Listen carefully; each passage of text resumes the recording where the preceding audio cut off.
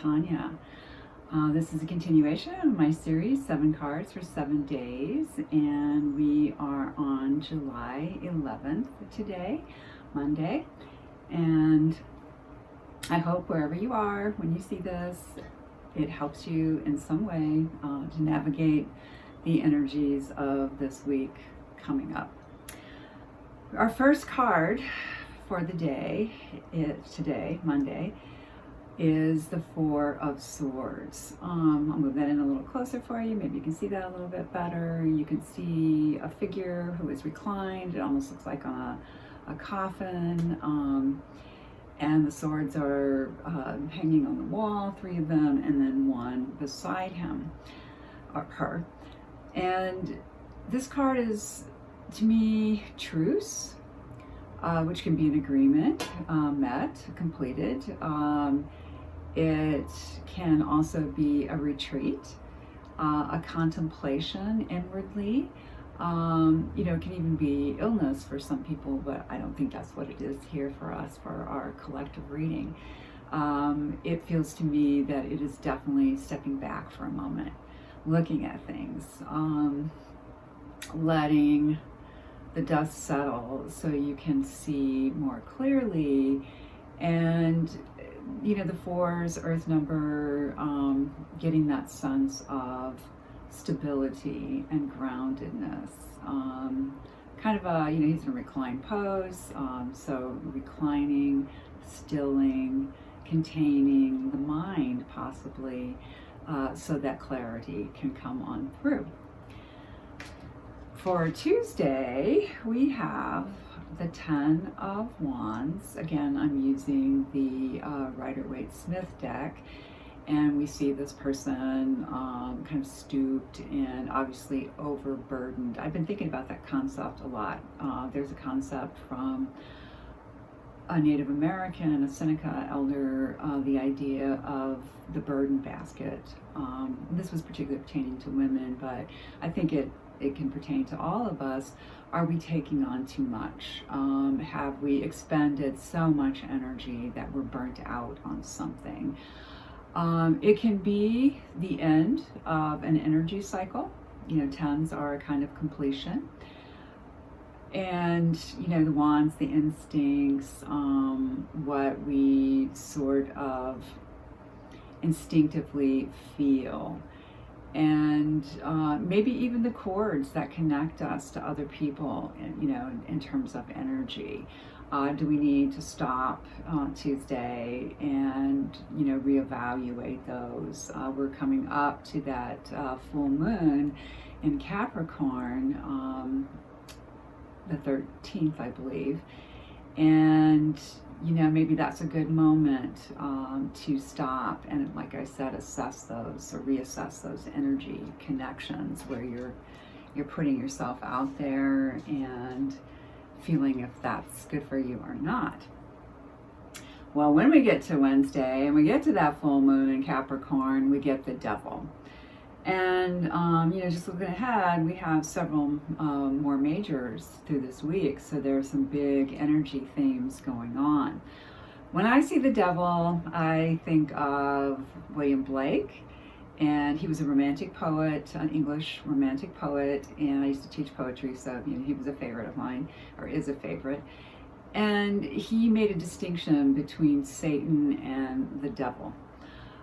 Satan he didn't like. He thought that was a more religious construct, more used to control people and so forth. Whereas, the devil had more of a connection to the old Greek god Pan, a more playful energy, a sexual energy, a passion and creativity energy.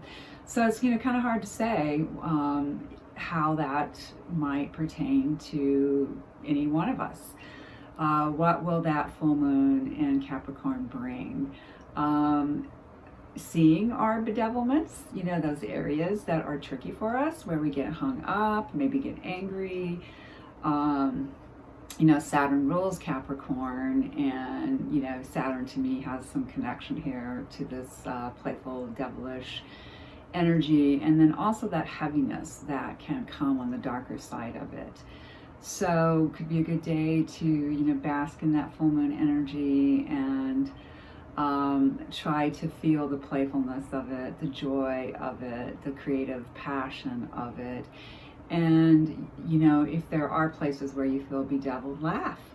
And, try to, again, maybe extricate yourself from situations that no longer serve you, which the day before, Tuesday with the Ten of Wands, also supports. When we get to Thursday, we have another Wands, and this time it is the King. So there he is on his throne. He is not known for his restraint. He can use his energy wisely because he's a king, so there's some mastery there. But it can also be, again, super passionate, pursuing, very creative, very driven, instinctual. In this wonderful book I have that talks about the Thoth deck, it's written by a couple of German guys, and they describe this king as wanting, a queen that he can be passionate with and admire, but also control in a sense. So, that's a little bit of the darker side, but it can be a great use of your energy and listening to your instinct once we kind of get past that full moon and release maybe some of those bedevilments. By Friday, we have the Hanged Man. I like to read this card as someone who is trying to become more spiritual on a daily basis. To orient your feet in heaven is one way, or in the world of spirit is one way I've heard this card described. So that your head is near the earth, as you can see with this figure, and it also relates to going upside down, changing the blood flow. We literally see things differently upside down. Lots of health benefits, supposedly. Doing headstands, suspensions, things like this, inversions, and I certainly believe in those, the benefits. So how do we change our perspective? That seems to be like the building theme this week. Go inward Monday. Tuesday, look at those burdens that we've been carrying. Wednesday, really get a full, picture from a major card on those, supported by that strong full moon in Capricorn, business, getting things done, being serious, having a solid structure, a good foundation.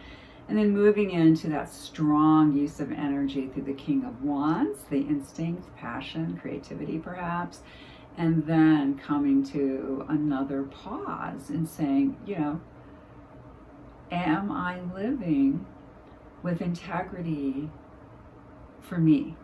Am I on the right path for me? Am I oriented in a way where it's not about my ego necessarily? It is more about my higher perspective, higher self, higher calling on the planet in this lifetime. On Saturday, we get another major, so this makes the third one for the week, and this time we have Justice. So Justice, I should have mentioned the numbers. The Devil is 15 in the deck, and that reduces to a 6, which also connects to the Lover's card. So that's where that very passionate, playful part can come in. And then when you get the Hangman, that's a 12, which connects to 3, the Empress. So in this one, the 11 also connects to the 2, which is the High Priestess. And another time I'll teach you how to learn your own card. You might have one card for this lifetime, you might have 2. Very rarely people will have 3. If you have 2, it's your soul and personality. And if you have 1, well, soul and personality archetypes are the same. That's the same archetype for you. Justice. She sits there with her big sword of truth in one hand and her scales in the other hand. And to me, I see it's like, can we live in our truth and balance our needs with the needs of others, those that we have genuine responsibility to, those we have made agreements with, that we are conscious of, our responsibility to perhaps our children, our families, our friends, our professions, our work, whatever it might be, but always balancing the need to care for, to love, to nurture the self as well. And I truly believe that that's the way that we have to do it, to be good to ourselves first, and then we can learn to be good to those around us in a very genuine way that does not deplete us, does not leave us feeling resentful, like we've been taken advantage of, even though we've been the ones giving out the energy. There can be a lot of hidden processes with that.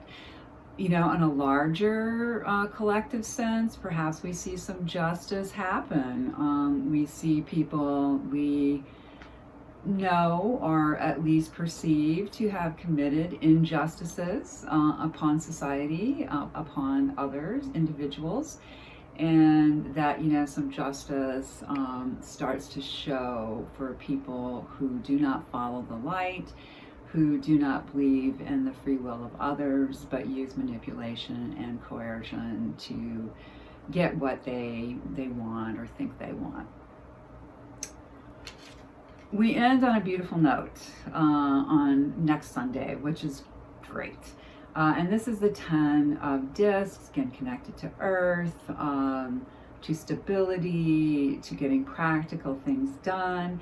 And this is the happy, solid home, like the 10 of Cups relates to the emotionally happy home. This might be the well-organized home. I tend to associate happiness with it too, like, oh, this feels good, this is solid and stable, I can rely on myself, I can rely on the people who share, domesticity with me. Just a really nice culmination of starting with the Ace of Discs, going through that sequence, and then ending the journey home. We might also think of the spiritual home. I do believe that, the real home is within us. It's a sacred space. But at the same time, there's a nice outward reflection of that. And it doesn't matter what it means to anybody else. What does it mean to you and those in your sphere that you might share that home with? You might be happy in a tiny house. You might be happy in something, very remote, or something crowded, or what I would perceive as crowded, and much more, connected to other people. Doesn't matter. It matters what you choose and what feels good to you. I think that, with the Earth cards, the Pentacles, the discs, whatever you call them, there is a different kind of a feeling vibration, and it is cellular. So, but we can tap into that. And I encourage us to do that. I mean, I also teach yoga, and I'm very much about finding yourself within your body. That's where we truly have our power, can find our comfort and well-being. So home connects to that for me. So all in all then, we have one sword for the week. So we start off in that mental space of contemplation. And then Tuesday, tomorrow, moving into the energy and instinct of the fire, the wands or rods. And that sense of maybe having done too much, having taken on too much, and can you find a way to unburden somewhat? And, transform, because after the 10, we begin all over again. And then Wednesday, that day of the full moon, the devil, and are you bedeviled? Are you laughing? How are you going to use that energy that day? And then getting to Thursday, the King of Wands. Maybe you got some really good downloads from that full moon and some kind of course of action that you might act on that's very passionate and important to you. And then another day of holding back with the Hangman on Friday, contemplating, looking to see if you feel centered on your highest path. And then Saturday, looking for justice, for a balancing in some significant way because it's a major. And then finding yourself rooted in home by next Sunday. I hope this helps, as I said before, and please consider liking, sharing, subscribing if this speaks to you. All of us who are out here reading, doing psychic and mediumship work are all trying to help. And one of my favorite psychics, Kim Carey, put it this way: it's all hands on deck. And one of the reasons is because, we all are magnetic and we all resonate in different ways and magnetize the people who need what we have to offer to us, at least eventually. So if you're interested in a private reading, please contact me. My information is under this video, and then my website is also listed at the end of this. Thank you so much, and I wish you the best.